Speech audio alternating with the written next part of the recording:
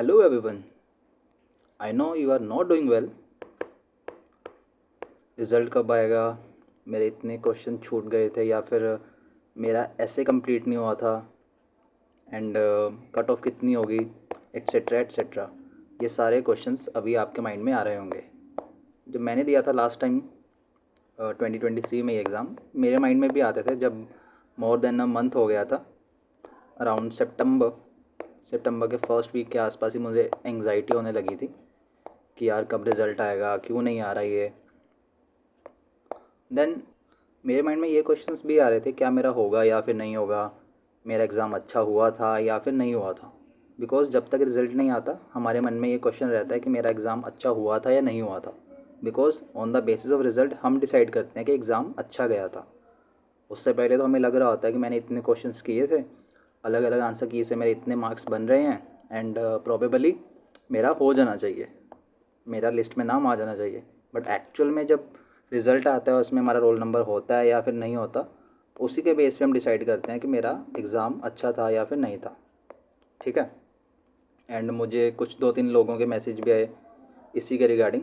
For that reason I think मुझे लगा कि एक छोटा सा वीडियो बना लेता हूँ अबाउट दिस। सो यार देखो, 2021 में ये एग्ज़ाम 8 अगस्त को हुआ था। हर साल फर्स्ट वीक जो होता है अगस्त का, तभी एग्ज़ाम होता है CAPF का।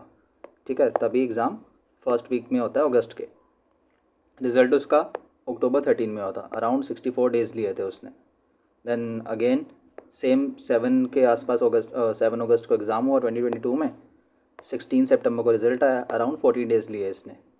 एंड 23 जब मेरा टाइम था, 23 में मैंने अपना फर्स्ट अटैम्प्ट दिया था, तो 6 अगस्त को अपना एग्ज़ाम हुआ था एंड 26 को रिज़ल्ट आया था सितंबर। इसने 50 डेज़ लिए थे। सो approximately we can say 40 to 45 days लग रहे हैं इसमें। अब इतना टाइम क्यों लग रहा है, वाई? बिकॉज इसमें 2 एग्ज़ाम है, यू ऑल नो। एक है OMR बेस्ड जो एग्ज़ाम होता है, ये तो मशीन चेक करती है, ठीक है, वो जल्दी हो जाता है चेकिंग उसकी। बट जो सेकंड एक पेपर है आपका, वो है डिस्क्रिप्टिव। ऐसे लिखने हैं आपने, इंग्लिश है, प्रेसी राइटिंग है, रिपोर्ट राइटिंग है। सो उसके लिए आपको मैन पावर चाहिए, ह्यूमन पावर चाहिए। उसके लिए चेक करने के लिए आपको एक इंसान चाहिए, वो मशीन चेक नहीं कर सकती। फॉर दैट रीज़न उसमें टाइम लगता है आपके रिज़ल्ट आने में। ठीक है, आपके रिज़ल्ट आने में टाइम लगता है। सो एवरेजली ये 45 से 50 डेज़ तक इसका टाइम स्पैन होता है रिज़ल्ट का। बट ये कम और ज़्यादा भी हो सकता है, जैसे यहाँ पे था ऊपर 64 डेज़ लिए थे, जो कि बहुत ज़्यादा टाइम है किसी एग्ज़ाम के लिए। सो प्रोबेबली लास्ट वीक जो है सितंबर का, इसमें रिज़ल्ट आपका आ जाना चाहिए। लास्ट टाइम भी ऐसा ही हुआ था, हमारा 26 सितंबर को रिज़ल्ट आया था।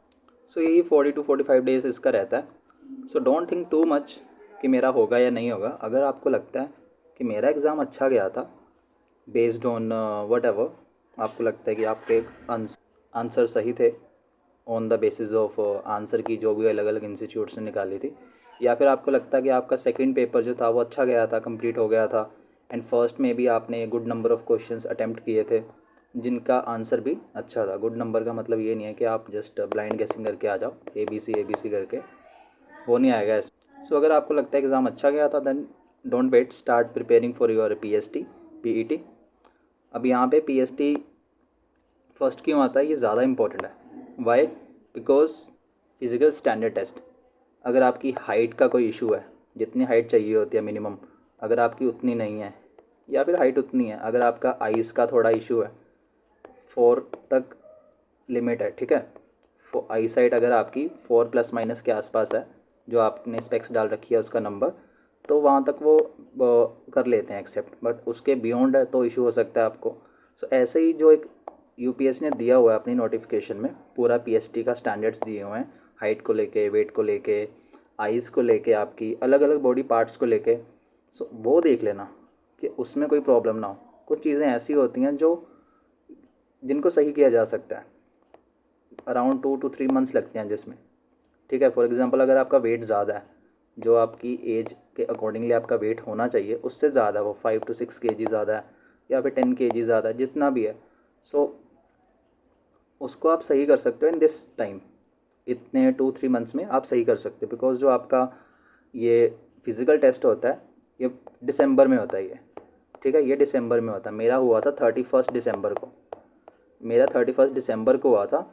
एंड जो मेरा ओरिजिनली था ये होना था अराउंड 20 दिसंबर को, 20 दिसंबर को मेरा शेड्यूल था कि मेरा पीएसटी होगा, बट मैंने पोस्टपोन करवा लिया था बिकॉज मुझे इंजरी हो गई थी।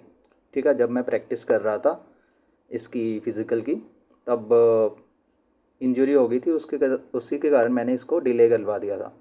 31 दिसंबर को था मेरा। सो इसीलिए अगर आपको कोई लगता है कि मुझे कोई ऐसी प्रॉब्लम या फिर कुछ ऐसा इशू है, वो जब आप चेक करवाओगे तो भी आपको पता चलेगा, या अगर आपको ऑलरेडी पता है तो इस टाइम स्पान में वो सही अगर हो सकता है तो आपको ज़रूर उसको सही करना चाहिए, बिकॉज़ एग्ज़ाम बार बार नहीं आते एंड बार बार आपका रिज़ल्ट भी अच्छा नहीं आता। सो अगर आपको लगता है कि मुझे कोई ऐसी प्रॉब्लम है या फिर फील हो रहा है आपको, या जस्ट आप चेक करवा लो अपना बॉडी चेकअप से ही बहुत सारी चीज़ें पता चल जाती हैं। सो उसमें अगर कोई इशू होगा एंड अगर वो क्यूरेबल होगा तो आप इस टाइम स्पान में उसको सही कर सकते हो। So this was it. ज़्यादा टेंशन की ज़रूरत नहीं है कि कब आएगा कब आएगा, जब आना है उसको आ ही जाना है। मोस्ट प्रोबेबली लास्ट वीक में आ जाएगा। एंड अगर एग्ज़ाम अच्छा है आपका तो start preparing for this, don't wait. And I hope आपका थोड़ा सा जो भी माइंड में चल रहा था क्वेश्चंस वो आंसर हो गए होंगे। And still if you feel कोई क्वेश्चन है आपके माइंड में, कोई डाउट है, any query, any question regarding even PST, PET, because मैंने लास्ट ईयर दिया था, सो आई नो, मतलब मुझे वो एक्सपीरियंस है कुछ चीज़ों का जो अभी आपने नहीं देखा होगा या फील किया होगा। जो देकर आता है वो वहाँ पर जाके सिचुएशन, मेरा ग्रेटर नोएडा में बना था सेंटर, ग्रेटर नोएडा में था मेरा, आईटीबीपी ने करवाया था।